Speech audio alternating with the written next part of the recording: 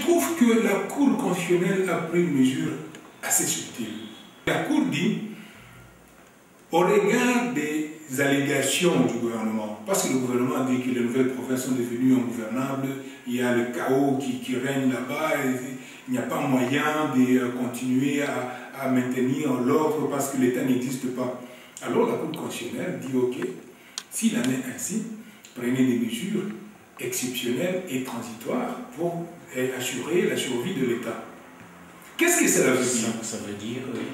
De notre interprétation, si vous lisez la Constitution prévoit des mesures exceptionnelles et transitoires. C'est l'article 85, si je ne me trompe pas. Oui. Et la Constitution dit, si d'ailleurs je peux bien vous laisser parce que c'est très court, lorsque des circonstances graves menacent d'une manière imminente, immédiate, l'indépendance ou l'intégrité du territoire national, ou qu'elle provoque l'interruption du fonctionnement régulier des institutions complétant le gouvernement, le président de la République proclame l'état d'urgence et l'état de siège après concertation avec le Premier ministre et les présidents des deux chambres conformément aux articles 144 et 145 de la présente Constitution.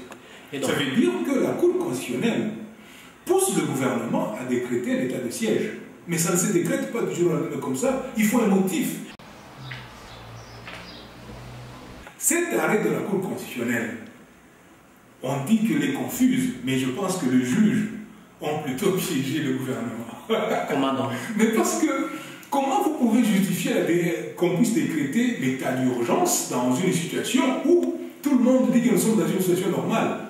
Le gouvernement lui-même, quand il fait son bilan, il est en train de dire non, voilà, il y a croissance économique, le président a très bien géré, nous sommes en paix, on a acheté de nouveaux avions, on a construit des routes. Mais comment, avec tout ça, vous allez justifier l'état d'urgence? Mais vous ne saurez pas justifier l'état d'urgence. C'est pourquoi cet arrêt de la Cour constitutionnelle est difficile à appliquer. Et vous ne pouvez pas, sans justifier l'état d'urgence, procéder à la nomination des commissaires spéciaux.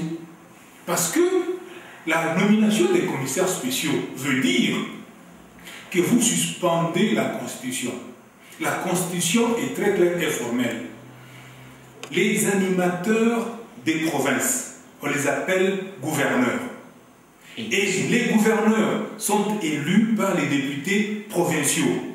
Et les députés provinciaux sont élus par la population. Vous ne pouvez pas sortir de ces cadres.